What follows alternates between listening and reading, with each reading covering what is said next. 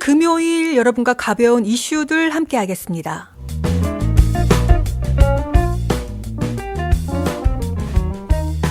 코로나 이후로 이번 발렌타인데이, 미국 소비자들이 2004년 이후에 최대 규모로 큰 소비에 나설 것 같다는 전망이 나왔습니다. 특히 이날에 청혼 반지 구매하시는 분들도 많고요.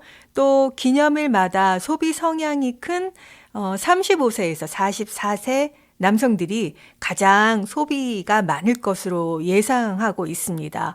설문조사에 응답한 소비자들은요, 전체 1인당 평균 192.8달러를 지출할 계획인 것으로 나타났고요.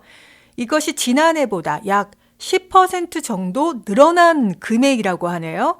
품목별로 보면 초콜릿 캔디가 가장 많았습니다. 57%를 차지했고요. 카드 40%, 꽃 37%, 외식, 귀금속, 기프트카드, 의류 순이었습니다. 여러분은 어떤 게 제일 마음에 드시나요? 발렌타인을 기념하는 그 기념 계획이 없는 사람들 중에도 28%는 여전히 친구나 가족들을 위해서 선물을 사거나 저녁 외식을 할 계획이라고 응답했다고 합니다. 어떻게든 그래서 소비 규모가 좀 이번 해에 커질 것으로 예상하고 있습니다. 초콜릿 캔디가 57%인데 저는 개인적으로 초콜릿 캔디에 돈을 많이 쓴다면 저는 싫을 것 같은데 작은 초콜릿 하나 그리고 조금 더 실용적인 선물 저는 그렇습니다.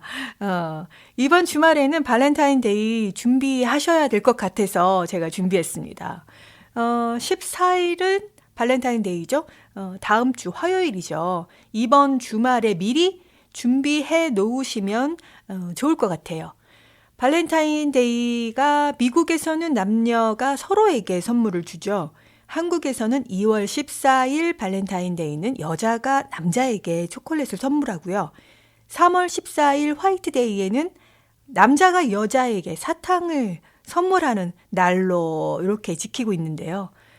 초콜릿 회사들이 마케팅으로 초콜릿 판매를 위해서 발렌타인데이를 이용한다. 이래서 또 부정적으로 보시는 분들도 계시는 것 같은데 그냥 가볍게 초콜릿 하나 연인을 떠나서 주위 사람들과 이렇게 인사 나누고 요걸로 인해서 웃고 행복해진다면 좋은 이벤트가 아닌가 하는 개인적인 생각입니다.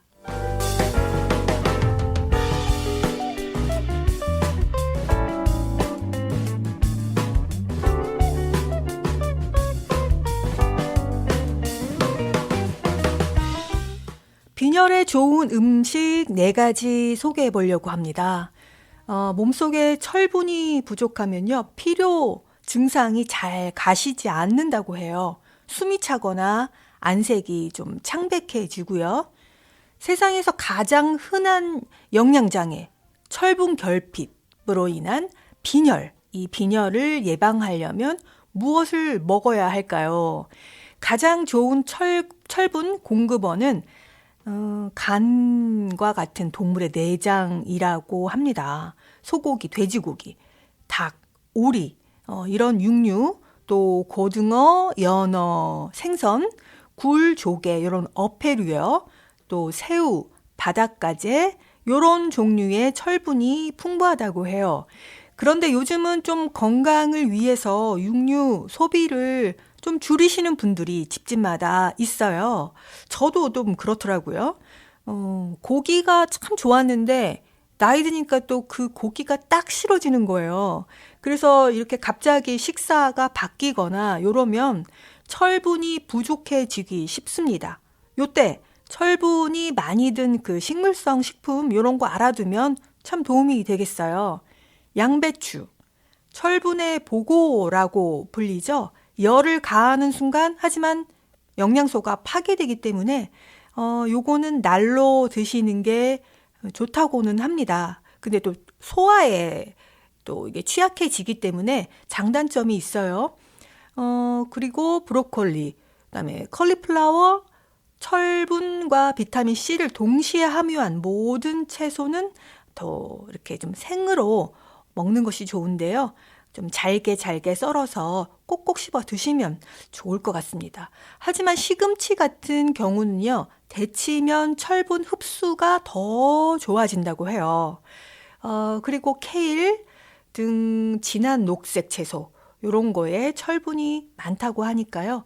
또 만두콩 같은 것도 식물성 재료에 들어있는 철분, 또 동물성에 비하면 이게 흡수가 또 만만치 않다고 해서 빵과 같이 이스트로 발효한 빵과 같이 먹으면 좀 낫다. 이렇게 조사되고 있습니다. 또 식사할 때 음료 꼭 드시잖아요.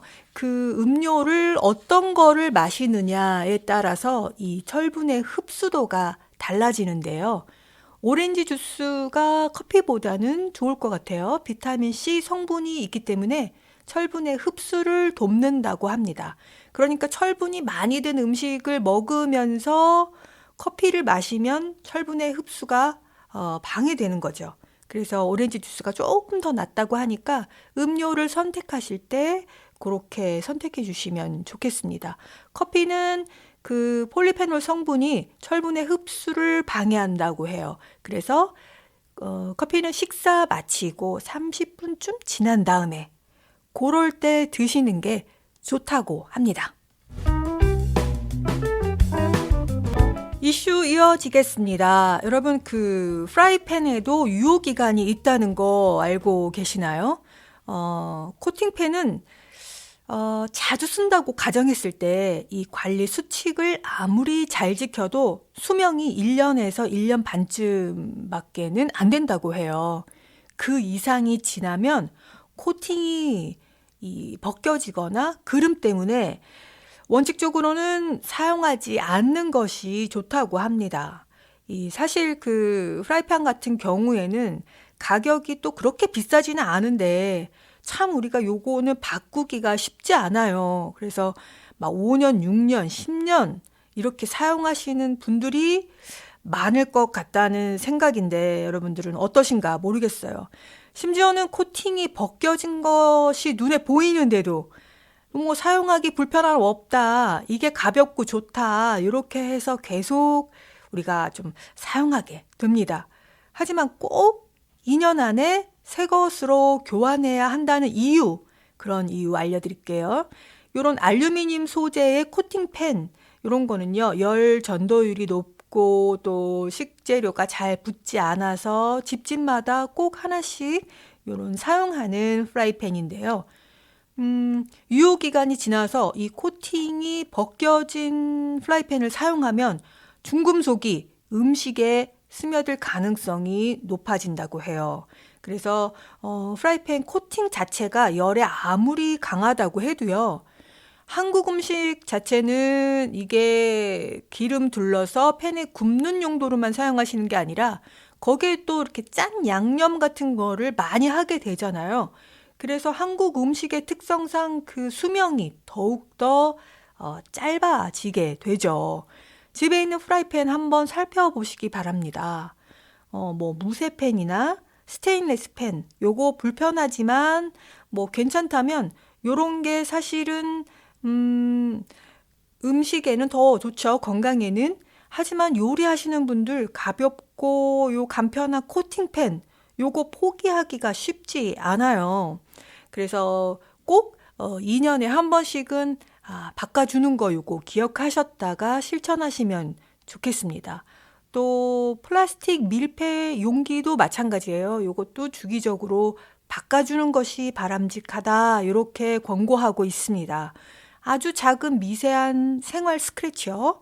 설거지하다 보면 생기고 또 음식을 담다 보면 생기는데 요런 사이사이에 미생물이 오염돼서 건강이 안 좋을 수 있으니까요. 이 대기업 락앤락 관계자들도 생활 스크래치가 보이면 반드시 새 제품으로 교체해야 한다고 조언하고 있습니다.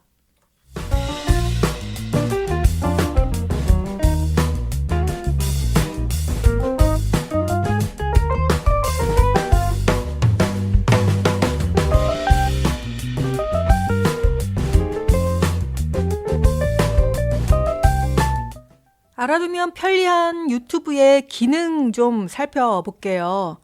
요즘은 가전제품을 새로 사도 예전에는 사용 설명서 이런 거 꼬박꼬박 다 읽어봤다면 요즘은 유튜브의 사용 방법 이런 거 알려주는 채널이 인기가 있어서요. 이런 거 그냥 보기만 하면 되니까 편하잖아요. 그래서 복잡한 이런 전자기기 사용할 때 참 좋습니다. 아들과 딸에게 이거 어떻게 하는 거야? 이렇게 물어보지 않고 사용하기 참 좋죠. 그렇지만 뭐 설명이 너무 빠르거나 아니면 답답하게 너무 느리거나 할 때 요거 화면을 살짝 터치해 보면요. 오른쪽 상단에 보면 톱니바퀴 모양이 나옵니다. 화면 살짝 터치해서 오른쪽 상단에 톱니바퀴 모양 그것을 터치해 보면 화질, 자막 이런 것들을 설정할 수 있어요. 제일 아래 보면 재생 속도라고 되어 있습니다. 거기에 0.755로 느리게 가거나 아니면 0.25로 조금 빠르게 가거나 이렇게 눌러보시면요. 무슨 말인지 알아듣지 못하게 많이 빨라지는 게 아니라 조금 더 빠르게, 조금 더 느리게 이렇게 해서 아주 듣기 좋습니다. 또 책 읽어주는 채널 이런 거 이용하실 때도 아주 유용하게 사용할 수 있습니다. 또 영상을 볼 때 주위가 너무 시끄러우면 잘 집중이 안 될 때 있죠. 그럴 때 또 자막이 필요한데 유튜브에서 자막이 화면에 안 나올 때 요럴 때 화면에 또 살짝 터치해 보면은 CC라고 네모 안에 써 있어요. 그거 터치하면 자동 재생 자막이 나온다는 거 그것도 알아두시면 뭐 공공장소나 뭐 요럴 때 이용하시면 좋을 것 같고요. 소리는 작게 해놓고 또 한 가지는 다른 나라 영상을 가끔 이렇게 보게 될 때가 있어요. 무슨 말인지 너무 궁금할 때, 요럴 때, 화면 잠깐 살짝 터치해 주면 오른쪽 위에 제가 뭐가 있다 그랬죠? 톱니바퀴 있다 그랬죠? 톱니바퀴 터치해서 자, 자막으로 갑니다. 자동 번역이라고 있습니다. 자동 번역으로 가서 쭉 아래 한국어를 선택하시면 돼요. 요게 자동 번역이기 때문에 잘 또 말이 안 되는 문장이 가끔 나옵니다만 그래도 어떤 내용인지는 유추가 가능하답니다. 한번 이용해 보세요.